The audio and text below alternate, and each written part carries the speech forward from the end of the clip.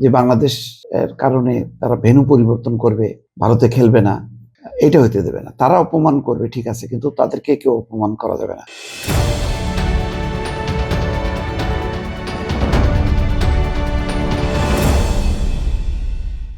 একটা বক্তব্য দেখলাম আসিফ নজরুলের, বর্তমানে ক্রীড়া উপদেষ্টা। চাপ তৈরি করে আমাদের ভারতে খেলাতে বাধ্য করা যাবে না। নিশ্চয়ই জানেন যে আইসিসির একটা প্রতিনিধি দল বাংলাদেশে এসছে, বিসিবির সাথে আলোচনা করেছে। ওই একই ঘুরে ফিরে ভারতে খেলতে হবে। বাংলাদেশ যত বলছে তার প্রেক্ষাপট, তারা কনভিন্স না এই কারণে ভারতীয় ক্রিকেট বোর্ড আর আইসিসির মধ্যে, যা আন্তর্জাতিক ক্রিকেট নিয়ন্ত্রক সংস্থা, তাদের মধ্যে খুব একটা পার্থক্য নেই। আইসিসির কর্মকর্তারাও ভারতীয়, সেই কারণে এরা একাট্টা হয়েছে এবং বলা হচ্ছে যদি বাংলাদেশ না খেলে স্কটল্যান্ড সুযোগ পাবে, মানে বাংলাদেশ বাদ পড়বে। তো তা সত্ত্বেও বাংলাদেশের এইটা আত্মমর্যাদার ব্যাপার। পাকিস্তান যদিও চেষ্টা করছে, তারাও বলছে যে বাংলাদেশের অবস্থানকে তারা সমর্থন করে, কিন্তু বাংলাদেশের জন্য তারা কতটুকু খেলা বর্জন করবে কিনা বোঝা যাচ্ছে না। আর এটা আবার অন্য একটা ব্যাখ্যাও হবে যে ভারত বাংলাদেশ এটার সাথে পাকিস্তান যুক্ত হয়ে গেল, মানে মোটামুটি ওই দক্ষিণ এশিয়ার একটা জটিল কুটিল রাজনীতির মধ্যে হবে, যেটা ভারতকে ঘিরে। তো আজকের এই যে রাজনৈতিক অবস্থান বা পরিস্থিতি, এটার জন্য দায় আসলে ভারতেরই, কারণ ভারতই স্টার্ট করছে আইপিএল এ মুস্তাফিজকে বাদ দেওয়ার মধ্য দিয়ে।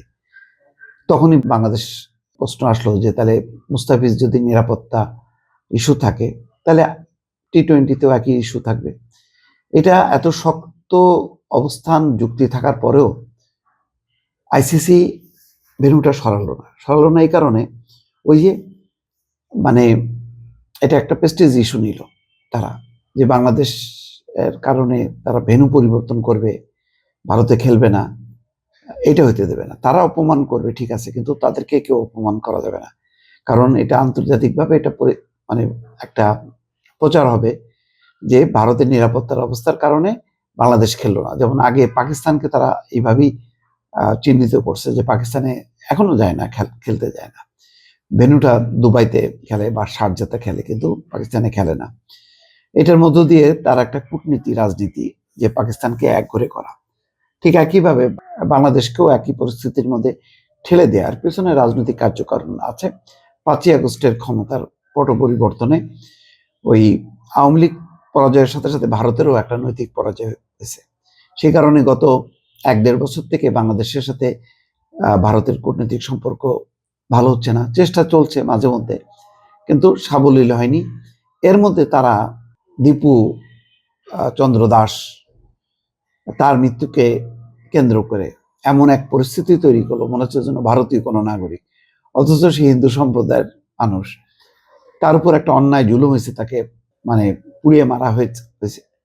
এরকম ঘটনা, অসংখ্য ঘটনা ভারতে ঘটলেও সেটা ব্যাপারে বাংলাদেশ কখনো নাক গলায় না, কিন্তু তাদের নাক গলানোর অধিকার আছে, কারণ তারা বড় দেশ, তাদের একটা শ্রেষ্ঠত্ব আছে, সেটা দফায় দফায় তারা এটা প্রমাণ করার চেষ্টা করে।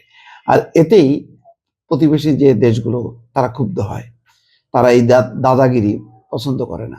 তো যাই হোক, এই অবস্থার মধ্যে মুস্তাফিজের ইস্যুটাকে তারা এমন খারাপভাবে হ্যান্ডেল করলো যে সেটা একটা চরমভাবে অপমানজনক হয়ে গেল, একটা রাষ্ট্রকে অপমান করা হয়ে গেল। তো যাই হোক, এখন এই চাপ দিচ্ছে, এখন ক্রীড়া উপদেষ্টা শক্ত অবস্থানে আছে, বলছে যে এটাতে লাভ হবে না, তারা তাদের অবস্থান থেকে নড়বে না।